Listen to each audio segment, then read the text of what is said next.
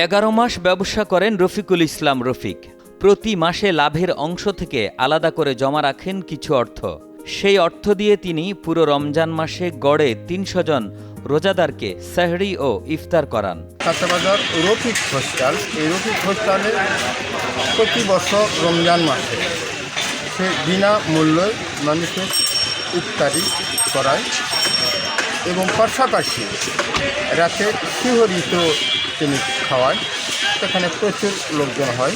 ইফতারে থাকে মাংসের বিরিয়ানি ও ডাল এবং সেহরিতে গরুর মাংস অথবা মাছ ভাজি ও ডাল।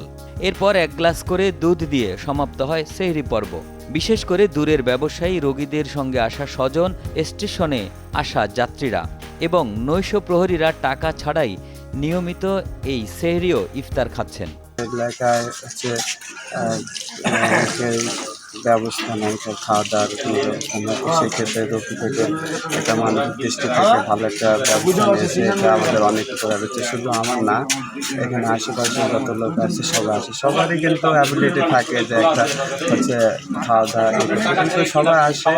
এর মানবিক দৃষ্টিতে ভালো একটা কাজ করতেছে। তো সেদিক থেকে ওনার এই কাজকে আমি সাধুবাদ জানাচ্ছি। হ্যাঁ, এখানে খাইতে আসে, এই তো বসলাম, বসে ভাই বললো যে সবাই মানে শেষ বসে খাবার দিব। ইতিপূর্বে ভাত দিল, কপি ভাজি, সিম ভাজি, মানে ছুটিকলা ভর্তা, গরুর গোস্ত দিয়ে, বড় আলু দিয়ে, খুব সুন্দর পরিবেশ মতো খাবার। এরকম খাবার তো খাওয়া যায় না, খুব সুন্দর খাবার খাইছি। আলহামদুলিল্লাহ, শুকুর। ওনার জন্য দোয়া করা আমাদের কর্তব্য। আমি হাসপাতালে চাকরি করি। প্রতি বছরের ন্যায় এই রফিক হোটেলে সেহরির আয়োজন এবং ইফতারের আয়োজন করে, সম্পূর্ণ ফ্রি।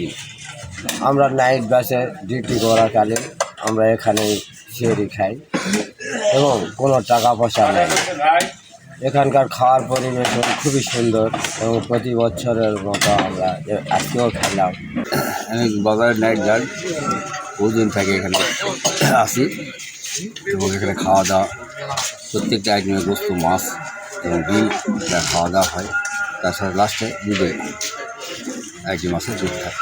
2016 সাল থেকে জয়পুরহাটের আক্কেলপুর পৌর শহরের কাঁচাবাজারে রফিক হোটেলের মালিক রফিকুল ইসলাম এমন সেবা দিয়ে যাচ্ছেন। তার সঙ্গে 12 জন কর্মচারীও বিনা অর্থে শ্রম দিয়ে যাচ্ছেন। মানুষের জন্য এই সেবা করতে পেরে আনন্দ পান রফিক।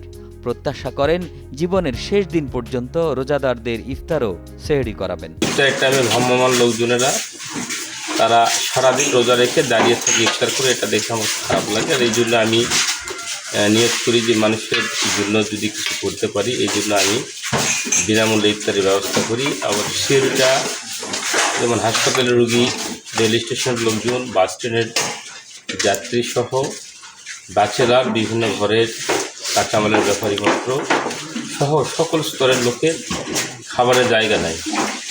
টাকা থাকলেও তারা একটা খাবে, এই ধরনের ব্যবস্থা নেই। এই জন্য আমি চিন্তা করি যে সকল স্তরের মানুষ যেন আমার হোটেলে আসে, বিনামূল্যে যেন খাবারটা গ্রহণ করতে পারে। এই জন্য আমি রোজার প্রথম থেকে ব্যাপকভাবে প্রস্তুতি নিই নিজ উদ্যোগে, এবং এটা আমি প্রতি বছর প্রতিদিন কিছু টাকা সঞ্চয় রেখে এটা শুরু করি এবং 1 মাস ব্যাপী ব্যাপক উদ্যোগনার মধ্যে দিয়ে আমি এটা শেষ করতে পারি। এটাই মহান রাব্বুল আলামিনের কাছে সবচেয়ে বড় পাওয়া, এবং আমি যতদিন বাঁচব এটা আল্লাহ যদি সহায় হয় আমি যেন চালিয়ে যেতে পারি।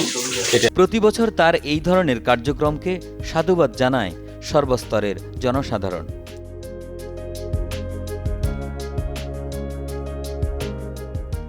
জয়পুরহাট থেকে সাদমান হাফিজের পাঠানো তথ্য ও ছবিতে ডেস্ক রিপোর্ট। একে আজাদ, কালের কণ্ঠ।